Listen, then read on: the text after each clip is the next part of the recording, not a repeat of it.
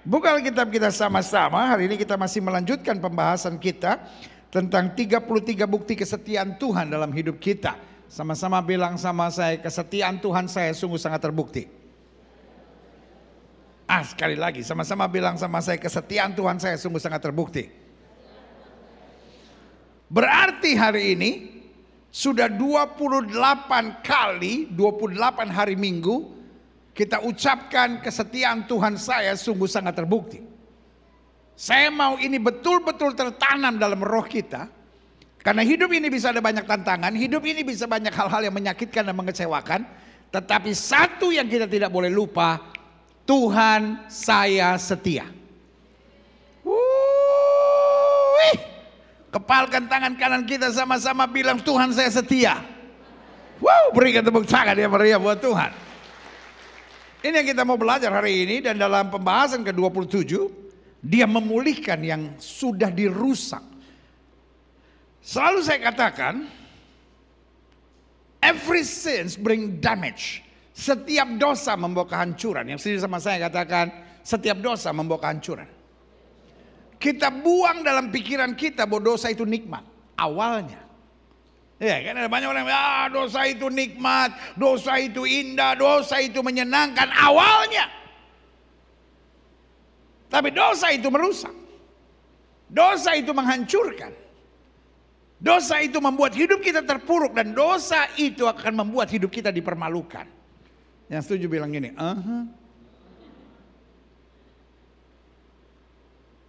Itu sebabnya Yesus bilang, aku datang untuk memberi domba-dombaku hidup. Dan hidup yang berkelimpahan. Karena pencuri itu datang untuk mencuri, membunuh, membinasakan. Artinya dia datang untuk merusak dan menghancurkan. Tapi Kristus memulihkan kita. Sehingga Alkitab bilang yang lama sudah berlalu, yang baru sudah terbit. Yang setuju katakan amin. Nah, ini yang kita mau belajar hari ini. Buka Alkitab kita masing-masing. Ulangan 30 ayat 1 sampai 5. Di bawah judul pulih setelah tobat. Berarti Tuhan bukan hanya mengampuni dosa kita, tapi setelah dia mengampuni segala kerusakan akibat dosa itu dia pulihkan. Firman Tuhan bilang begini, maka apabila segala hal ini berlaku atasmu, yakni berkat dan kutuk yang telah kuperhadapkan kepadamu itu, dan engkau menjadi sadar dalam hatimu di tengah-tengah segala bangsa kemana Tuhan Allahmu menghalau engkau. Ada dua hal yang saya ingin saudara mengerti di sini. Yang pertama, berkat dan kutuk. My God is not an emotional God. Tuhan saya bukan Tuhan yang emosian. Siapa yang setuju sama saya? Kan orang Kristen kalau ngomong suka bikin takut orang kan? Saudara-saudara, saya berdosa lalu Tuhan tempelin saya, Tuhan hajar saya, Tuhan pukul saya, Tuhan abisin saya. Waduh, kita dengarnya. No. He is a loving father. Sama-sama bilang sama saya, dia Bapa yang baik. Jadi walaupun kita berdosa, kadang-kadang dia tetap memberkati kita. Karena dalam hidup ini saya percaya berkat tidak selamanya menunjukkan kebenaran kita. Sama-sama bilang sama saya, berkat tidak selamanya menunjukkan kebenaran saya.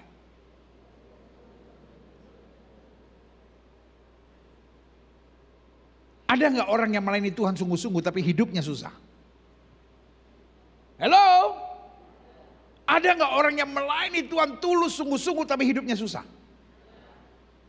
Ada nggak orang yang jadi bini piaraan, main dukun, tapi hidupnya kaya? Ada di sini? Kalau ada tolong maju bersaksi sebentar.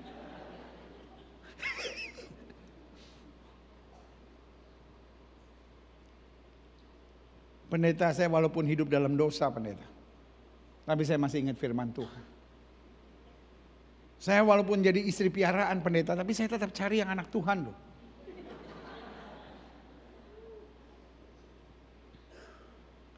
Saya walaupun selingkuh pendeta, tapi saya cari yang pelayanan. Makanya saya tetap diberkati.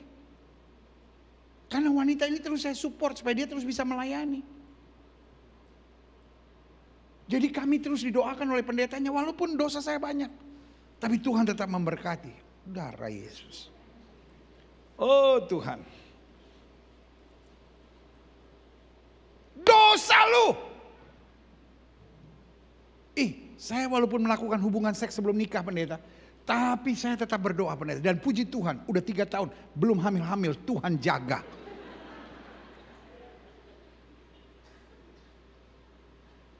Otak lu udah kerasukan setan, saudara.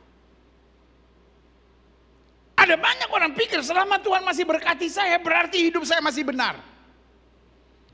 Sama-sama bilang sama saya, berkat bukan ukuran kebenaran. My God is not an emotional God. Kadang-kala meskipun kita salah, Tuhan masih berkati. Sebagai gembala saudara, saya hanya mau ingatkan, meskipun Tuhan masih berkati kita, tapi kalau kita tahu bahwa jalan kita salah, cepat berbalik. Karena bertobat yang paling nyaman adalah bertobat ketika kita masih diberkati. Alkitab saya bicara tentang perumpamaan anak yang hilang. Habis dia jual harta bapaknya, pertanyaan saya sederhana. Masih bisa pesta nggak? Hello? Masih bisa pesta nggak? Pesta. Kira-kira ada nggak suara dalam dirinya? I was wrong. Saya salah. Ada nggak? Pasti ada. Tetapi tidak sadar. Saya selalu bilang orang yang paling jahat bukanlah orang yang hidup dalam dosa. Orang yang paling jahat adalah orang yang tidak sadar. Ada banyak orang tidak sadar, mulutnya suka nyakitin orang. Ada banyak orang yang tidak sadar, kadang-kala hidupnya tuh pelitnya minta ampun. Ada orang yang tidak sadar kalau dia keluarkan sesuatu dari perkataan itu nusuk orang. Terus kalau orang sakit hati dia bilang, loh emangnya gua ngomong apa? Duh pengen kita tempel dengan itu orang. Bu, ada ibu-ibu yang gak sadar bahwa perilakunya merendahkan suaminya.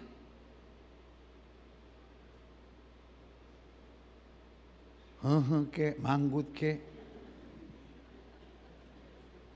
Kayaknya bukan gue deh. Pak, ada bapak-bapak yang gak pernah sadar bahwa sikap dan tindakannya sama sekali tidak pernah menghargai istrinya.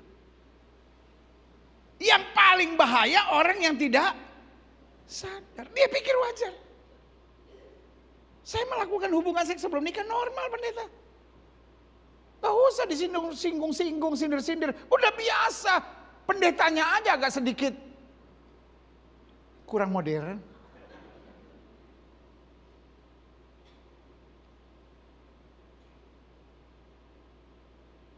Jangan sampai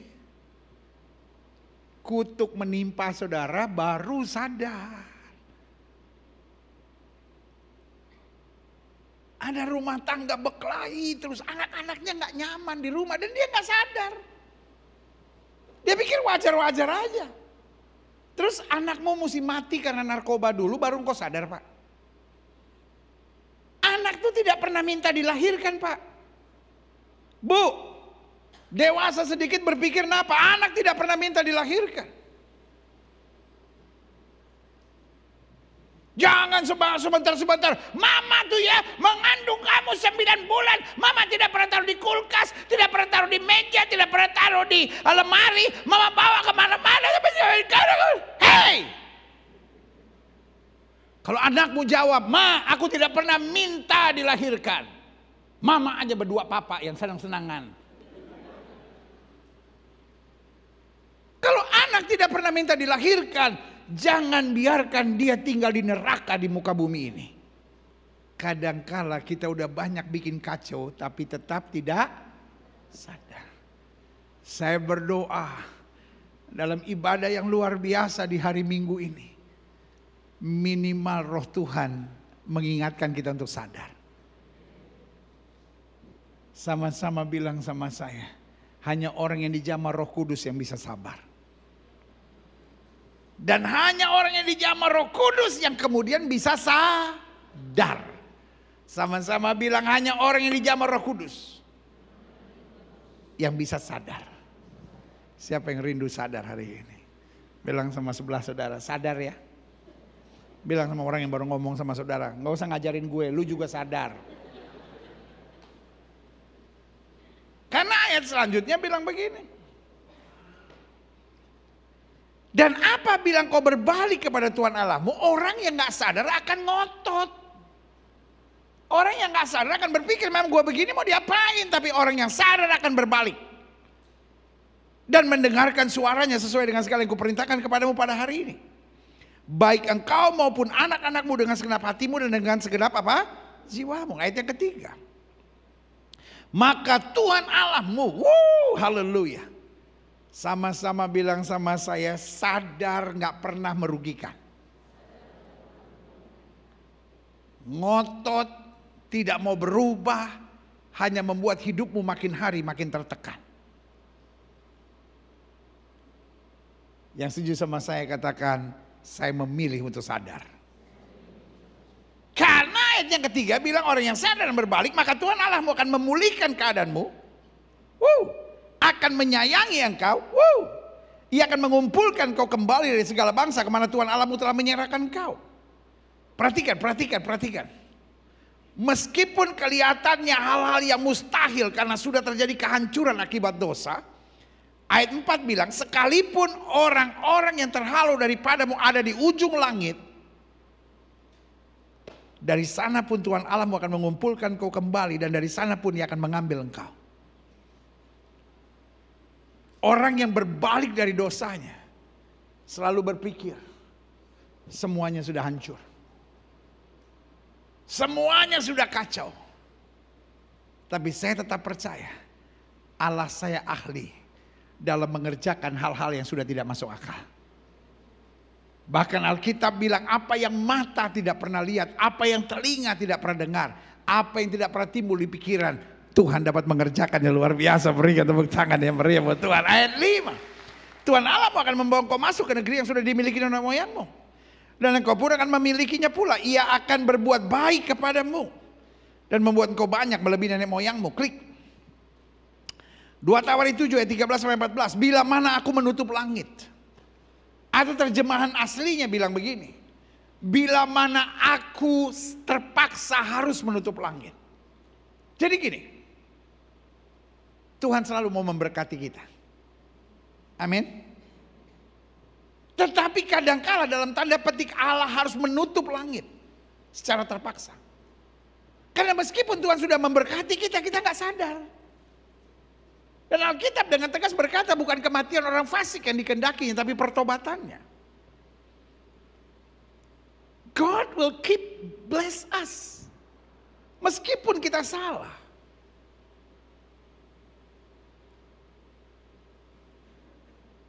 Dari perumpamaan anak hilang. Pertanyaan saya sederhana, anaknya menyakiti bapaknya enggak? Hello? Anaknya menyakiti bapaknya enggak? Sangat menyakiti. Pertanyaannya, bapaknya telepon teman-temannya enggak? Bikin anakku susah, bikin anakku susah. Kesusahan bukan disebabkan oleh Tuhan. Yang setuju sama saya katakan kesusahan bukan dibikin oleh Tuhan. Kesusahan dibikin oleh kesalahan jalan kita. We are not born to live in sin. Kita tidak dilahirkan untuk hidup dalam dosa. Siapa yang setuju sama saya? Amin. Dan apa yang terjadi? The Father didn't do anything. He just wait. Dia pesta, bapaknya buat sesuatu enggak? No. Lihatin. Sampai habis. Akhirnya jaga babi. Buat orang Yahudi, ada hukum namanya kosher. Kosher lebih tinggi dari halal. Karena semua yang kosher itu halal. Tapi semua yang halal belum tentu kosher. Buat orang Yahudi, kalau sampai jaga babi, itulah pekerjaan yang paling hina. Karena orang ini gak pernah bisa pulang. Karena itu kan najis. Dia jaga babi. Lama-lama bukan cuma jaga babi. Jangan salah baca. Dia makan makanan babi. Dia bukan makan babi. Kalau cuma makan babi, diberkati. Hari-hari pertama babi rica. Hari-hari selanjutnya BPK. Ya kan? Hari-hari selanjutnya babi hong. Hari-hari selanjutnya CI babi. Udah.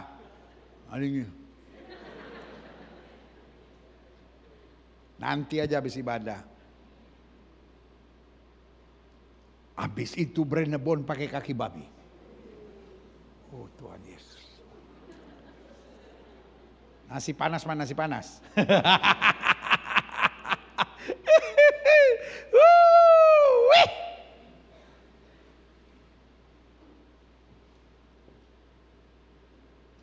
Saudara ngerti gak maksud saya? Dia bukan makan babi, dia makan makanan untung cepat bertobat. Kalau nggak bertobat, 5 bulan kemudian dia habis sudah makan makanan babi. Tapi yang indah dia sadar, sama-sama bilang sama saya, dia sadar. Tanya sama sebelah saudara, elunya udah sadar belum? Ada kalanya Tuhan harus menutup langit.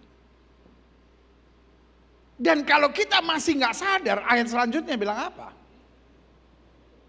Tidak ada hujan. Masih nggak sadar, Tuhan menyuruh belalang memakan habis hasil bumi. Masih belum sadar, Tuhan melepaskan penyakit sampar di antara umatku. Dan umatku yang atas namaku disebut sadar. Apa itu sadar? Ada 3 langkah. Merendahkan diri, ada 4 langkah. Yang pertama apa? Merendahkan diri. Yang kedua apa? Berdoa. Yang ketiga apa? Mencari wajah Tuhan. Yang keempat apa? Berbalik dari jalan-jalan yang jahat. Haleluya. Dan kalau kita sadar, Tuhan akan melakukan 3 hal besar. Aku akan mendengar dari sorga, akan mengampuni dosa mereka, serta apa? Memulihkan negeri mereka. Berikan tepuk tangan yang meriah buat Tuhan. Selanjutnya, Mazmur 126 ayat 1 sampai 3. Pengharapan di tengah-tengah penderitaan. Kenapa mereka menderita? Karena mereka menjauh dari Tuhan dan mereka dibuang ke Babel. Ayat pertama dari Mazmur 126 bilang apa? Ketika Tuhan memulihkan keadaan Sion, keadaan kita seperti apa? Orang yang bermimpi. Unbelievable. Sesuatu yang kita nggak pernah bayangkan. Amin. Kira-kira pernah nggak dalam doanya Daud berkata, Tuhan jadikan aku raja? Dalam doanya Yusuf pernah nggak berkata, Tuhan jadikan aku perdana menteri? Saudara, waktu kita berbalik ke jalan Tuhan,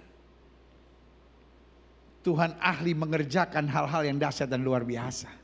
Siapa yang percaya tahun ini juga dia akan mengalami hal-hal yang luar biasa dari Tuhan. Berikan tepuk tangan yang meriah buat Tuhan. Sama-sama bilang sama saya, tapi saya harus sadar. Amin. Coba lihat selanjutnya. Ketika Tuhan memulihkan keadaan Sion, keadaan kita seperti orang-orang bermimpi. Pada waktu itu, pada waktu kita sadar, waktu Tuhan pulihkan keadaan kita, mulut kita penuh dengan tertawa, lidah kita penuh dengan sorak-sorai. Pada waktu itu berkatalah orang di antara apa? Bangsa-bangsa, orang-orang yang tidak percaya. Orang-orang yang tadinya menertawakan kita, orang yang tadinya menghina kita, orang yang tadinya mengejek kita, akan melihat kita dan berkata, Tuhan telah melakukan perkara-perkara besar kepada orang-orang ini. Ayat yang ketiga kita baca sama-sama, 1, 2, 3. Tuhan telah melakukan perkara-perkara besar kepada kita, maka kita akan bersuka cita. Berikan tepuk tangan yang meriah. Nah, saya simpulkan begini, klik. Alkitab menegaskan dalam Yohanes 10 ayat 10. Bagian pertama bilang begini, klik. Pencuri datang, musuh itu datang, setan itu datang hanya untuk 3 hal. Mencuri, membunuh, dan membinasakan. Yang pertama, dia curi perhatian kita. Sehingga kita nggak tertarik lagi pada kebenaran, kita nggak tertarik lagi dengan hal-hal rohani, kita nggak tertarik lagi dengan apa yang Tuhan mau. Setelah itu dia bunuh iman kita. Sebab kalau kita udah nggak fokus dengan Tuhan, maka makin hari iritasi iman akan makin terjadi. Yang tadinya kita banyak tenang, yang tadinya kita banyak bersyukur, yang tadinya kita banyak berdoa, yang tadinya kita tertarik dengan kegiatan-kegiatan rohani, yang tadinya kita semangat untuk menginjil, tadinya kita ingin sekali bersaksi tentang Tuhan, tapi hari-hari ini dingin. Dia curi perhatian kita. Dia bunuh iman kita, dan terakhir dia binasakan hidup kita. Makanya saya catat di sini, klik. Intinya, iblis datang untuk merusak, menghancurkan, dan membinasakan. Sama-sama bilang sama saya, iblis datang. Merusak, menghancurkan, membinasakan. Dan Alkitab sudah bilang dari buahnya lah seorang akan dikenal. Jadi kalau hari-hari ini rumah tangga kita mulai makin rusak, hubungan kita dengan Tuhan makin rusak, hubungan kita di keluarga makin rusak, semangat kita, iman kita makin rusak. Karena yang iblis buat merusak, menghancurkan, dan membinasakan. Klik. Coba. Sebelum ini. Intinya iblis datang untuk merusak, menghancurkan, dan membinasakan. Lewat apa? Bujukan dosa supaya kita mulai kompromi. Bukan berarti kita meninggalkan iman loh. Bukan berarti kita meninggalkan pelayanan loh. Bukan berarti kita nggak ke gereja lagi, kita nggak berdoa lagi, kita nggak baca Alkitab. Kita masih lakukan semuanya. Tetapi kita mulai kompromi dengan dosa. Oh, iblis nggak peduli kita murtad, itu belakangan nanti. Makanya Alkitab bilang jangan beri kesempatan kepada iblis. Iblis hanya butuh celah kecil. Gak apa-apa kau tetap pelayanan, yang penting ada kepahitan. Gak apa-apa kau tetap dalam gereja, yang penting kau berzina. Gak apa-apa engkau bahasa roh, yang penting engkau orangnya serakah. Yang penting engkau orangnya suka iri. Yang penting engkau ada kesukaan dengan tayangan-tayangan cabul, hal-hal pornografi. Iblis cuma butuh celah kecil. Dari celah kecil akan diperbesar, diperbesar, diperbesar. Makanya bagaimana cara iblis menghancurkan? Yang pertama lewat apa yang saya sebut tadi? Bujukan dosa. Baru pelan-pelan. Makin menjauh, makin menjauh, makin menjauh. Makin dingin. Masih ada di gereja tapi dingin. Masih baca Alkitab, tapi nggak ada apinya lagi. Klik. Nah, saya pelajari begini. Adapun kerusakan yang dikerjakan iblis minimal ada 4. Yang pertama, kekosongan, kehampaan, serta kehilangan damai sejahtera.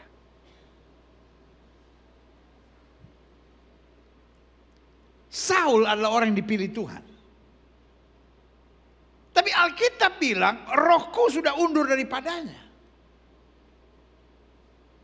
Pertanyaan saya, apakah dia sudah jadi ateis? Pertanyaan saya, apakah dia tidak percaya Tuhan? No, dia masih percaya Tuhan. Dia masih menjalankan ibadahnya. Tapi hatinya udah kosong. Udah hampa. Makanya Alkitab bilang, kalau iblis diusir, rumah itu rapi tersusun tapi kosong. Folks, jangan sampai kau cinta Tuhan tapi hatimu kosong. Karena orang kosong, hampa, gak ada damai, ini bahaya. Bayangkan, Saul lagi senang-senangnya waktu itu. Kenapa? Karena Goliat dikalahkan oleh Daud.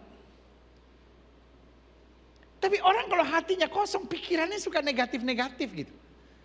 Suka jadi sensian gitu. Perempuan Yerusalem gak tahu apa-apa. Mereka bangga tetap sama Saul. Tapi khusus dalam kasus ini mereka lagi senang lihat Daud mengalahkan Goliat. So mereka berkata, Saul mengalahkan beribu-ribu musuh, Daud mengalahkan berlaksa-laksa. Tapi orang kalau udah hampa, apa-apanya tersinggung. Apa-apa sensian. Gak bisa lihat orang dipuji, gak bisa lihat orang. Orang kalau hatinya bersih, lihat orang maju, lihat orang diberkati, lihat orang lebih hebat, dia semangat. Kalau saudara lihat orang maju lalu tersinggung, saudara lihat orang dipuji, tiba-tiba hati saudara bergejolak, ada sesuatu yang mulai gak beres. Bayangkan, Yesus disakiti, Yesus dilukai, tapi karena hatinya tidak kosong, apa yang dia bilang? Bapa ampunlah mereka sebab mereka tidak tahu apa yang mereka perbuat. Jangan sampai engkau masih di pelayanan. Jangan sampai engkau masih di gereja. Tapi udah mulai kosong, udah mulai rusak hati ini. Bagaimana cara measurementnya? Kalau lihat orang lain lebih maju, kita bisa semangat nggak? Kalau lihat orang mengecewakan kita bisa menolong dan membantunya nggak? Atau kita maki-maki dia biar mampus, mati berdiri dia. Nah. Karena ketika roh Tuhan di dalam diri kita, maka semangat yang ada pada kita, semangat memulihkan, semangat memberkati, semangat melihat orang lain dipakai Tuhan dan diberkati Tuhan dengan ajaib. Berikan tepuk tangan yang meriah. Yang kedua, kerusakan dikerjakan oleh iblis, yaitu perceraian. Sehingga kehilangan komunitas yang aman. Keluarga mulai berantakan. Kita mulai merasa semua orang mengecewakan kita. Orang gereja juga pendeta, muka malaikat semua, hati setan.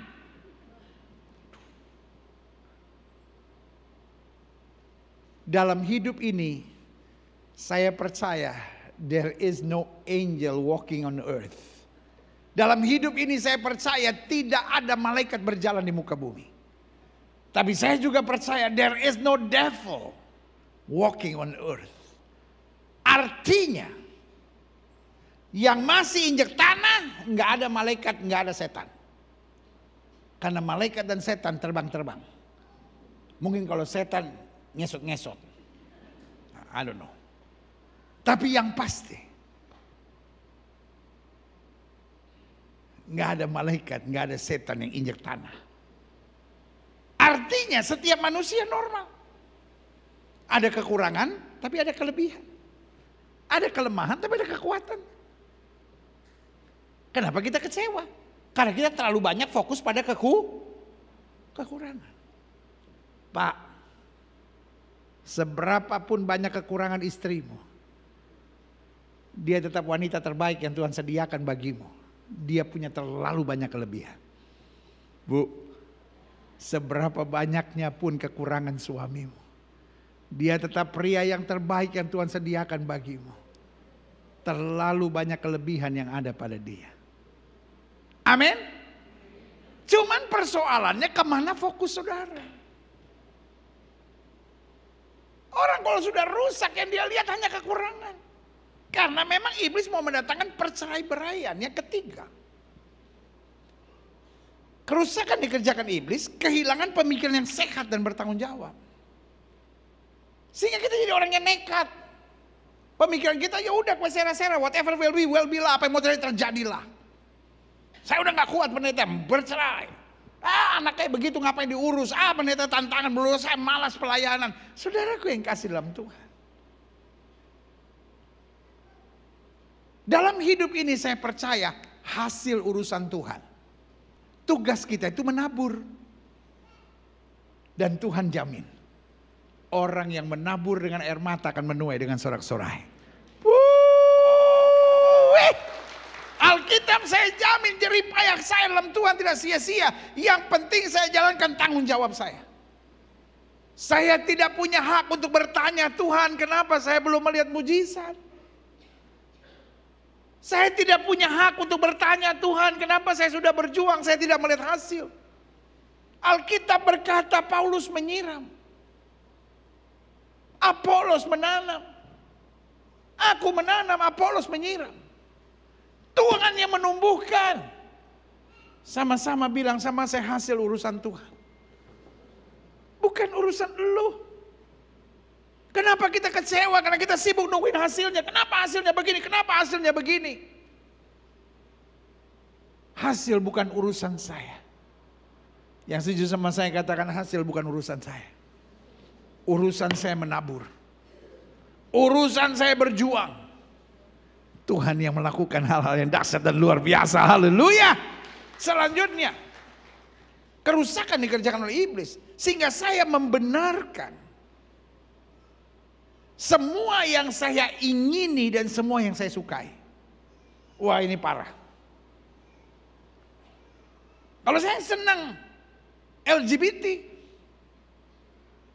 ya udah, pendeta yang menyerang LGBT saya lawan. Kalau saya senang pakai baju, waktu saya TK, kan ada orang yang pakai baju waktu dia TK. Baju yang benernya sampai sini, baju TK-nya cuma sampai sini. Puselnya kelihatan. Mending bagus, bodong lagi. Kayak orang kembung. Ikan kembung mahal, manusia kembung. Wah. Dan udah gitu kalau dikasih tahu ngotot. Pendeta nggak ngerti mode. Ketinggalan zaman. Pokoknya buat kita dasar kebenaran adalah yang saya suka. Tapi saya percaya tetap dasar kebenaran adalah firman Tuhan. Sama-sama bilang sama saya, dasar kebenaran adalah firman Tuhan. Mau saya suka, mau saya ingini, mau itu yang selama ini menguntungkan saya. Tapi kalau bertentangan dengan firman Tuhan harus saya tinggalkan. Karena dasar kebenaran yang utama tetap adalah firman Tuhan. Dan selama saya berpegang pada firman Tuhan, langit dan bumi boleh lenyap, tapi firman Allah tinggal tetap. Berikan tepuk tangan yang meriah buat Tuhan. Selanjutnya, ketika Tuhan menyelamatkan kita, saya percaya Tuhan mulai dengan kesadaran, Tuhan mulai dengan gerakan kesadaran. Sama-sama bilang sama saya, Tuhan membuat saya sadar. Taruh tangan kanan saudara di dada, sama-sama bilang saya harus cepat sadar. Karena hidup yang paling berbahaya bukanlah kejahatan. Orang jahat yang sadar itu nggak apa-apa. Dia berbalik.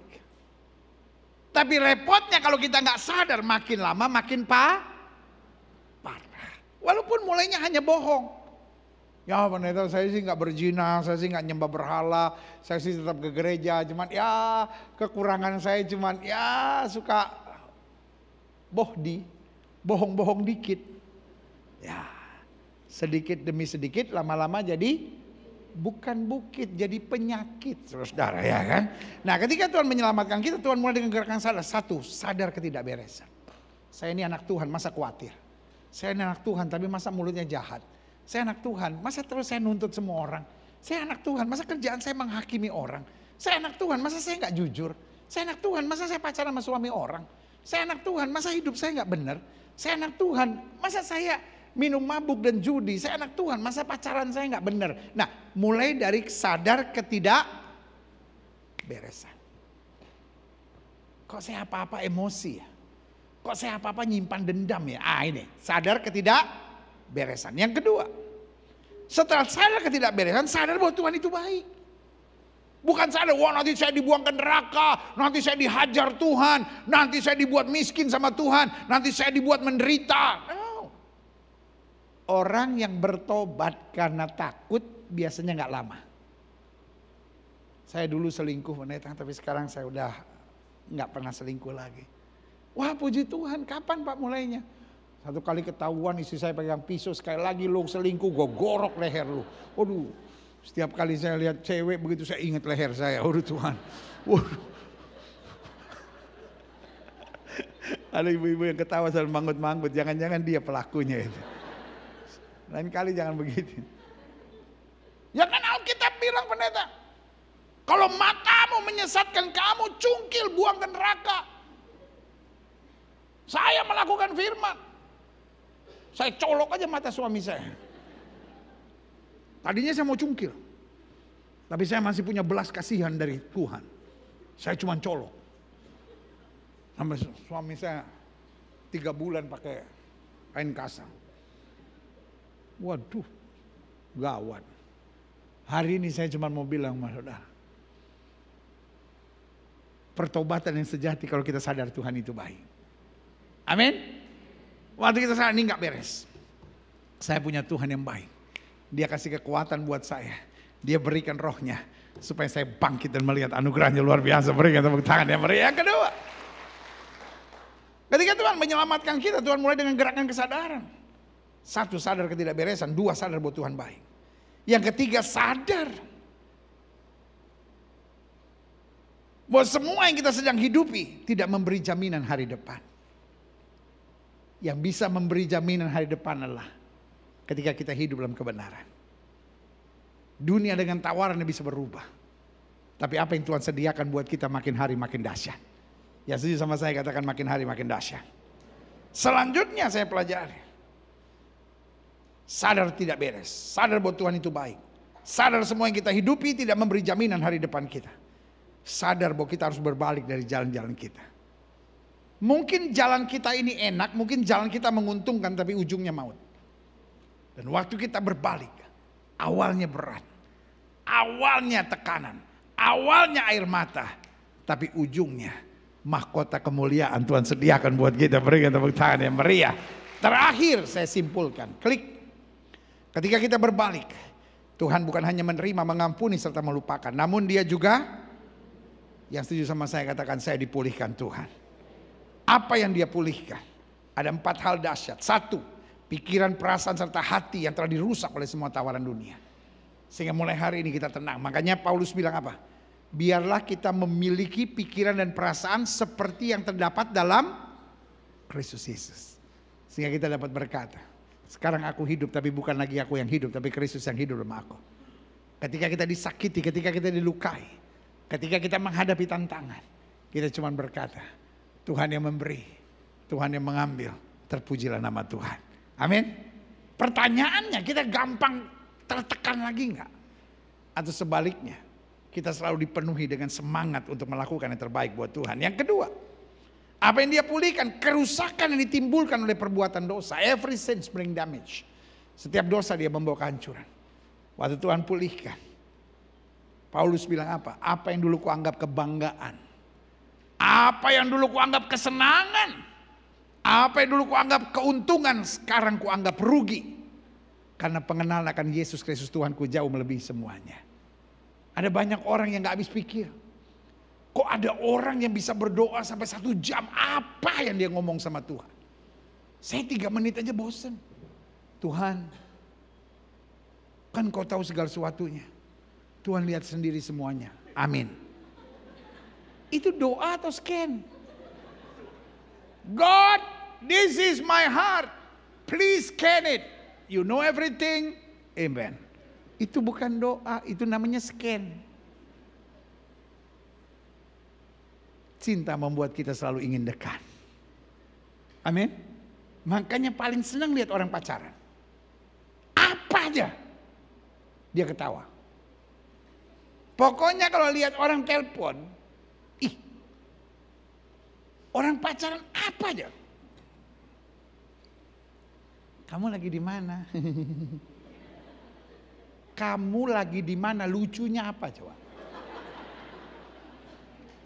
Terus yang jawab lebih norak lagi. Lagi kerja.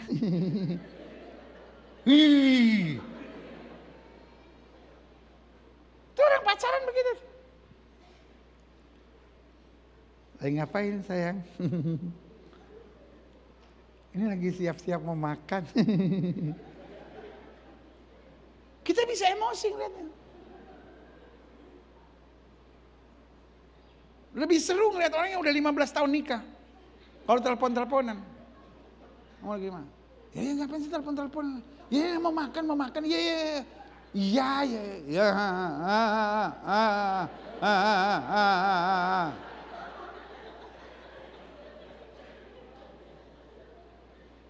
Kayak lebah baru gigit kebo gitu.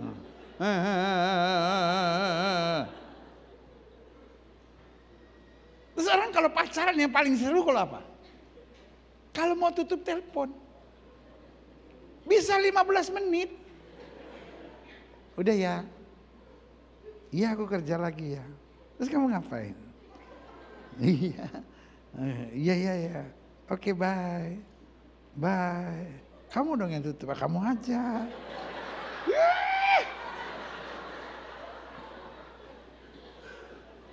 Tapi kalau udah kawin 15 tahun beda. Plek.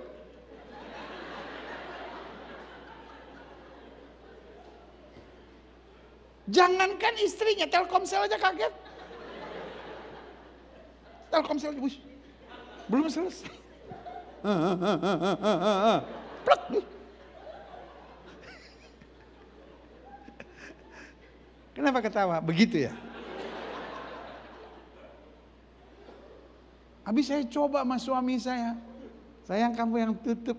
Saya baru tutup udah habis ya. Orang kalau mengalami keindahan Tuhan. Dia hanya bilang, hanya dekat Allah saja aku tenang daripadanya keselamatanku beri kata tepuk tangan yang meriah. Selanjutnya, apa yang dia pulihkan? Ketekunan dan kesabaran kita dalam menantikan pemulihan Tuhan. Salah satu yang setan rusak adalah kita nggak bisa sabar. Kita nggak bisa tekun. Kita maunya sekarang.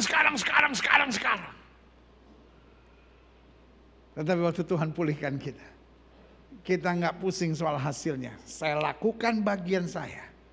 Tuhan menyelesaikan bagiannya dengan luar biasa. Yang terakhir apa yang dia pulihkan, saya undang pemain musik maju ke depan. Apa yang dia pulihkan, perubahan dasar dalam melangkah kita. Dari all is about me, aku, menjadi all is about Jesus. Amin. Dari target menjadi iman. Karena kalau target tidak tercapai kita kecewa. Tapi kalau kita melangkah dengan iman, kita tahu hanya yang terbaik yang Tuhan sediakan buat kita. Saudaraku, hidup ini banyak hal yang bisa terjadi. Tapi satu hal kita harus sadar. Sama-sama bilang saya harus sadar. Dan waktu kita sadar ketidakberesan, kita tahu Tuhan itu baik. Dia mampu mengerjakan jauh lebih daripada apa yang kita pikirkan. Makanya Alkitab bilang ketika Tuhan memulihkan keadaan Sion, keadaan kita seperti orang-orang bermimpi. Dosa hanya membuat kita menderita. Tapi anugerah Allah membawa kita pada kemuliaan. Berikan tepuk tangan yang meriah. Saya undang kita bangkit berdiri. Kita datang pada Tuhan. Yesus, ku bangga padamu. Yesus, kaulah harta kebanggaanku. Selamanya. Selamanya ku padamu. Kau segalanya. Sama-sama katakan, Yesus ku bangga. Yesus ku bangga padamu. Haleluya. Yesus kaulah harta kebanggaanku. Selama-lamanya. Selamanya ku padamu. Kau segala-galanya.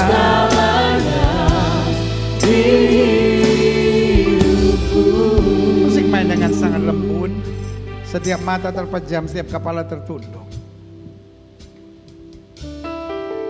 Dosa menghancurkan, dosa merusak, dosa mempermalukan, dosa membuat hidup kita terpuruk, dan dosa akhirnya menyeret kita pada kebinasaan. Tuhan bukan hanya mengampuni dosa, tapi Dia memulihkan segala kerusakan akibat dosa. Mungkin hari-hari ini pikiran kita seperti rusak. Kita jadi orang yang emosian, kita jadi orang yang kepala batu, kita jadi orang yang mau menang sendiri. Dan kalau kita mau menengok ke belakang, kita berkata dulu saya nggak gitu loh, dulu saya lebih sabar gitu. Dulu tuh saya banyak bersyukur gitu, kok hari-hari ini saya tuh gampang marah gitu. Dan hari ini saya ngerti, ada banyak hal yang sudah mulai rusak dalam hidup saya. Jika itu doamu, taruh tangan kananmu di dada. Setan gak butuh engkau jadi murtad. Setan bahkan kadang-kala gak butuh engkau jadi ateis. Asal engkau buka celah kecil saja, itu cukup untuk dia menjajah hidupmu terus dan menerus. Kalaupun dia tidak bisa membawa engkau ke neraka, minimal dia membuat engkau merasakan neraka sementara engkau ada di muka bumi. Jika itu doamu, taruh tangan kananmu di dada. Bilang, Tuhan, urusanku bukan soal hasil. Urusanku hanya menabur. Tuhan yang akan menyelesaikannya bagi aku. Jika itu doamu, taruh tangan kananmu di dada. Setiap saudara yang didoakan, yang taruh tangan kanan saudara di dada, boleh angkat tangan dua-dua tinggi-tinggi. Baik yang ada di gereja maupun yang di rumah masing-masing. Bapa, lihat tangan anak-anakmu yang terangkat dua-dua di hadapan Tuhan. Kami angkat tangan kami dua-dua karena kami tahu Tuhan tidak pernah gagal. Kami angkat tangan kami dua-dua karena kami tahu Tuhan bukan hanya mengasihi kami, mengampuni dosa kami, tetapi juga Tuhan memulihkan segala kerusakan yang ada pada kami. Di pikiran, di hati, di jiwa, di langkah-langkah yang kami ambil, Tuhan pulihkan. Karena kami terlalu percaya sesuai firman Tuhan hari ini dapat menjadi bagian kami ketika Tuhan memulihkan keadaan Sion. Keadaan kami seperti orang-orang bermimpi. Mulut kami penuh dengan tertawa, lidah kami penuh dengan puji-pujian. Bahkan orang berkata, Tuhan telah melakukan perkara-perkara yang besar di tengah-tengah kami. Lihat tangan-tangan yang terangkat. Tuhan tahu segala kerusakan yang sedang terjadi dalam diri kami, dalam lingkungan kami, dalam pola pikir kami. Baik kami yang ada di gereja maupun kami yang ada di rumah masing-masing. Dan hari ini juga kuasa Tuhan memulihkan kami. Sadarkan kami kalau mulut kami nyakitin banyak orang. Sadarkan kami kalau sikap kami tidak memuliakan Tuhan. Sadarkan kami kalau kami gak cukup rendah hati menghadapi segala-galanya. Sadarkan kami, sadarkan kami, sadarkan kami. Terima kasih Tuhan. Bapak jamah satu persatu. Setiap saudara angkat tangan dua-dua, ingat. Hidup ini bukan soal salah atau benar. Hidup ini soal sadar enggak? Waktu kita sadar, Tuhan akan mengadakan pemberesan yang luar biasa. Hamba juga doa buat yang sakit Allah. Setiap saudara yang sakit dengar firman Tuhan, Alkitab berkata tanda-tanda ini akan menyertai orang percaya bahwa mereka timbang tangan buat yang sakit dan yang sakit akan disembuhkan. Jika engkau sakit dan engkau percaya kuasa kesembuhan Tuhan dengan iman, letakkan tangan kananmu di bagian tubuhmu yang sakit. Angkat tangan kirimu ke atas sebagai tanda kau bergantung, percaya, berharap seluruhnya pada Tuhan. Kita doa. Bapa, janjimu ya dan amin itu kami percaya. Firmanmu berkata orang percaya akan tumpang tangan buat yang sakit dan yang sakit akan disembuhkan. Dengan iman kami praktekkan firman Tuhan itu. Kami letakkan tangan kanan kami di bagian tubuh kami yang sakit. Kami tolak sakit penyakit, kami tolak kelemahan tubuh, kami tolak campur tangan kegelapan. Kami patahkan kuasanya di dalam nama Yesus. Hai setan sakit penyakit, kau tidak punya kuasa atas tubuh orang percaya. Karena tubuh kami telah dibeli dengan harga mahal, itu darah Yesus. Oleh darah yang tercurah, tubuh kami adalah bait Roh Kudus, bukan tempat penyakit. Kami perintahkan sekarang keluar dalam nama Yesus. Segala infeksi, peradangan, pembengkakan, kami perintahkan keluar. Segala virus, bakteri, kuman, serangan-serangan setan, kutuk-kutuk penyakit, santet, kami perintahkan keluar dalam nama Yesus. Kuasa kesembuhan, berkat, mujizat mulai terjadi. Karena kami percaya Yesus kami tidak berubah dulu, kemarin, hari ini, dan sampai selama-lamanya. Dengan iman kami nyatakan, oleh bilur-bilur Kristus kami yang percaya sudah dijamah dan disembuhkan Tuhan dengan kuasa yang luar biasa. Inilah tepuk tangan sorak-sorai kemenangan kami, tepuk tangan sukacita kami karena Yesus telah menyembuhkan kami. Setiap saudara yang sudah didoakan untuk kesembuhan, tanamkan dalam rohmu, aku sembuh oleh bilur Yesus. Jangan bimbang, karena Alkitab berkata sesuai dengan imanmu jadi padamu. Dan kayu salib Yesus berkata sudah selesai. Semua harga dosa, harga penyakit, harga penderitaan sudah diselesaikan Yesus dan kayu salib. Tinggal kita imani, kita tahu baginya tidak ada perkara yang mustahil. Bapa, hamba mengasihi jemaatmu satu persatu. Apa yang Tuhan taruh di hati hamba sudah hamba sampaikan bagi umatmu. Hamba doa firman termeterai. Apa saja yang mereka kerjakan dibuat Tuhan berhasil. Mereka gak turun tapi naik, mereka jadi ekor, mereka jadi kepala. Hari-hari yang penuh mujizat boleh menjadi bagian hidup mereka. Terima kasih Tuhan Yesus. Terima kasih. Bangsa negara kami Indonesia selamatkan ya Allah. Indonesia ada di hatinya Tuhan. Umat mayoritas di bangsa ini Tuhan tuntun dalam keselamatan yang sempurna dari sorga. Bapak Presiden, Wakil Presiden, para menteri, pejabat di pusat dan daerah, para gubernur, para wali kota, para bupati, bahkan DPR RI, DPRD tingkat 1, DPRD tingkat 2, DPD, polisi, tentara, Kapolri, Panglima TNI, BNPT, BNPB, BPK, KPK, MA, pengadilan, kejaksaan, pengacara, Bahkan lembaga tinggi negara, lembaga tertinggi negara. Mulai dari pemimpin-pemimpinnya sampai seluruh anggotanya dalam anugerah Tuhan. Jauhkan dari malapetaka, mara bahaya, niat orang jahat, kuasa kegelapan, dukun, paranormal, penasihat spiritual. Roh rakus, roh serakah, roh korupsi. Kami patahkan di dalam nama Yesus. Roh takut akan Tuhan. Roh hikmat dan roh kemampuan dari sorga boleh menyertai pemimpin-pemimpin di bangsa kami. Supaya hal-hal yang baik boleh terjadi di bangsa kami. Keamanannya semakin baik, politik semakin baik, kesehatan masyarakat semakin baik. Ekonomi baik, hasil bumi, hasil tambang, hasil laut, hasil hutan, semua baik dalam nama Yesus. Indonesia ada di hatinya Tuhan. NKRI, Undang-Undang Dasar 45, Pancasila, Bhinneka Tunggal Ika tetap terjaga di bangsa ini. Gerejamu di tempat ini, Gereja Bethel Indonesia Glow Fellowship Center, Tuhan pakai terus untuk menegakkan kerajaan Allah dalam kebenaran dan kasih. Dan akhirnya setiap kami yang sudah menerima firman, kuatkan kami untuk mencari kerajaan Allah serta kebenarannya, maka semuanya akan ditambahkan dalam hidup kami. Kami siap menjadi pelaku firman dimanapun Tuhan tempatkan. Yang siap menjadi pelaku firman, sama-sama kita katakan amin. Beri tepuk tangan yang meriah buat Tuhan. Silakan duduk. Tuhan memberkati Bapak Ibu Saudara sekalian. Kitalah orang-orang yang berbahagia, karena orang berbahagia adalah orang yang menerima firman dan mempraktekkannya dalam kehidupannya sehari-hari. Haleluya.